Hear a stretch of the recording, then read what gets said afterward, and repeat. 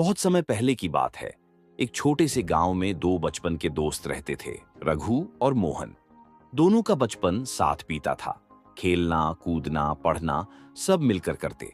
बड़े होकर दोनों किसान बने और मेहनत से खेत जोतने लगे। उस साल बारिश अच्छी हुई और मेहनत रंग लाई। खेतों में भरपूर अनाज उगा। दोनों दोस्त बहुत खुश थे, क्योंकि साल भर के खाने और बेचने के लिए अनाज खूब था। एक दिन मोहन खेत संभाल रहा था, तभी रघु सोच में पड़ गया। मोहन का परिवार बड़ा है, उसके 3 बच्चे हैं, घर में बुजुर्ग भी हैं। मेरे पास तो बस मैं और मेरी पत्नी ही हैं। उसे मेरे हिस्से का अनाज ज्यादा काम आएगा। ये सोचकर रघु चुपके से अपने हिस्से में से 5 बोरी अनाज उठाकर मोहन के हिस्से में डाल आया।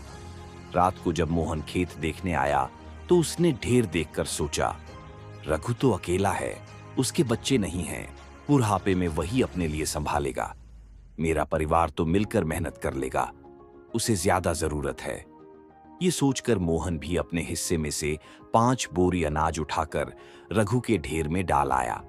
सुबह जब दोनों खेत पर पहुंचे तो उन्होंने देखा अनाज का ढेर उतना ही है जितना पहले था। दोनों एक दूसरे की तरफ देखने लगे और मुस्कुरा दिए। आखिरकार उन्होंने अपनी बात एक दूसरे को बता दी।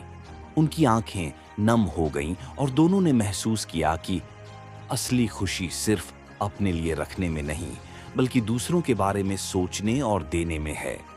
दोस्तों, अगर हम एक दूसरे के बारे में निस्वार्थ भाव से सोचें तो न तो कमी महसूस होगी और न ही कोई दुख रहेगा।